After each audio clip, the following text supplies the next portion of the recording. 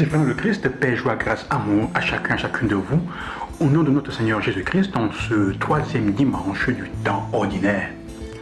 Nous engageons petit à petit avec notre pas, à la suite du Christ, dans ce temps que nous disons ordinaire, mais juste pour dire que c'est le temps de la normalité, pour suivre Jésus dans la vie quotidienne, c'est le temps de la quotidienneté. Ce n'est pas pour dire que les choses ne sont pas aussi extraordinaires, mais c'est pour dire marcher avec lui. Et en effet, aujourd'hui, les textes nous font comprendre qu'il commence son ministère. L'évangile de Matthieu nous propose Jésus qui commence évidemment son ministère. Les 4 premiers chapitres nous proposent la naissance, l'annonciation, la naissance de Jésus, son origine, l'histoire des mages, tout ce qui se passe autour de sa vie. Aujourd'hui, après avoir passé 30 ans, du moment où on nous dit qu'il rentrait à Nazareth, il grandissait en taille, et en âge et en sagesse, maintenant on nous dit qu'il va. Il a déjà rencontré Jean-Baptiste, il a été baptisé. Et son message et sa mission commence vraiment à partir de l'histoire de Jean-Baptiste. L'histoire de Jean-Baptiste est en train de prendre fin et prend fin d'une façon dramatique.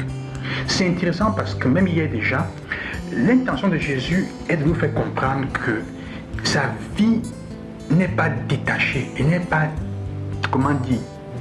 désengagée de ce que nous expérimentons. Jésus expérimente les mêmes choses. Déjà hier, il a expérimenté, entre guillemets, le début de trahison de la famille.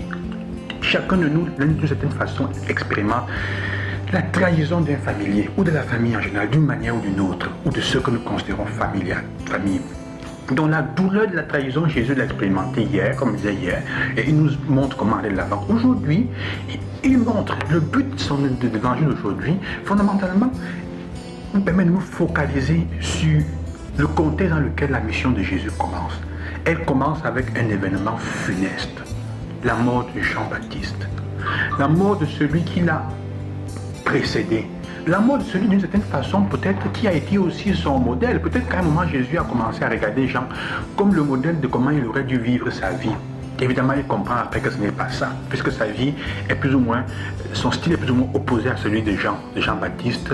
Il mange avec les pécheurs, il boit le vin, alors que Jean ne mangeait pas, ne buvait pas de vin. On l'a jugé, on l'a traité d'ivrogne et de glouton pour ça. Il n'a pas de problème.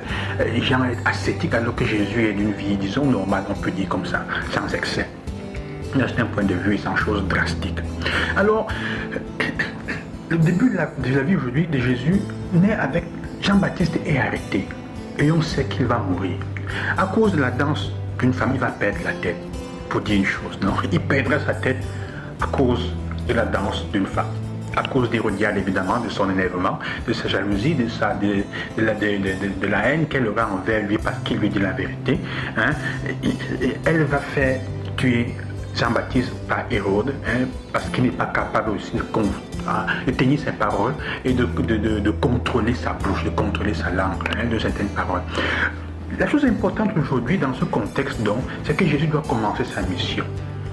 Mais le texte nous dit que Jésus, en écoutant que Jean-Baptiste a été arrêté, il part de là où il est, il part de la Galilée pour aller du côté de Tyr et de Sidon, de ces villes-là, de ces villes qui sont en fait des territoires païens. C'est un territoire païen. C'est un endroit où les Juifs en fait sont dominés depuis des siècles par d'autres peuples. Donc, de cette façon, il est en train de s'éloigner et il va commencer par là. Il se déplace là-bas. Il se commence par la périphérie. On dirait avec les expressions du pape François, il commence par la périphérie, loin. Il s'éloigne comme s'il se cachait, comme s'il fuyait. Mais en fait, il ne fuit pas. Parce que la décision qu'il va prendre va le reporter à Jérusalem, de ce côté, dans le centre, pour lui donner sa vie. Il prend le temps pour décider. Jésus nous enseigne une chose fondamentale. Nous allons rencontrer des difficultés dans notre vie.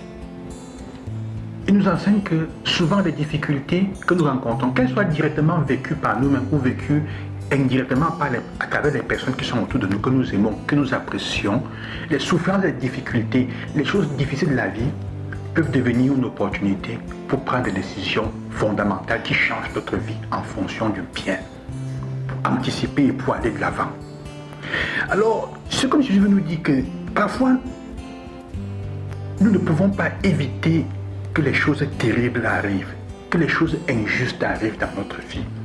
Mais à partir de celle-ci, nous devrions décider d'être des personnes meilleures en commençant à prendre des décisions en première personne. On ne peut pas empêcher les problèmes d'arriver, les difficultés. On ne peut pas empêcher les échecs. Mais on peut choisir de partir de là pour prendre de meilleures décisions en première personne.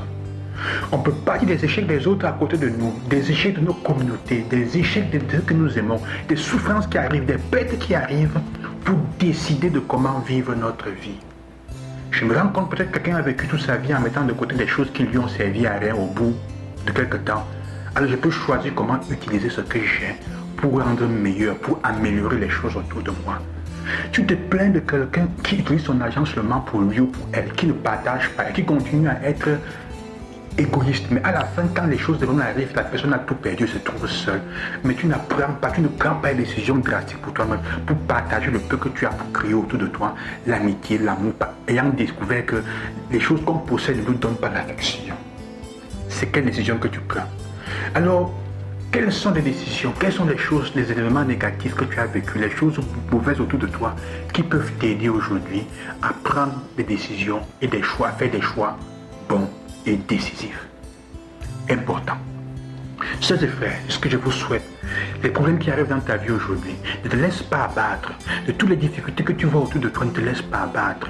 C'est le temps de commencer à décider quelle décision, quelle route prendre opposée à cela. Jésus nous fait comprendre cela. La chronique noire de Jean-Baptiste pousse Jésus à commencer ouvertement son ministère public. Et c'est ça qui nous enseigne aujourd'hui. Les événements négatifs, c'est le premier message que Jésus nous passe. Il commence sa mission devant choisir si vivre selon le bien en voyant la fin que Jean-Baptiste a fait. Même quand on a la souffrance, on peut toujours choisir, décider de quoi faire de sa vie. Même si ce sont les derniers moments de sa vie, notre vie dépend souvent de nous. Le bien de notre vie dépend de nous. Je peux décider si je traite quelqu'un qui me traite mal bien ou pas. C'est à moi de le faire. Ça ne dépend pas de lui ou de sa bonté. Ça dépend de moi. Ça me donne la vie. Ça me donne le sens à ma vie. Je vous bénis au nom du Seigneur. Bon dimanche. Que Dieu vous bénisse et qu'il vous accompagne. Loué soit Jésus-Christ.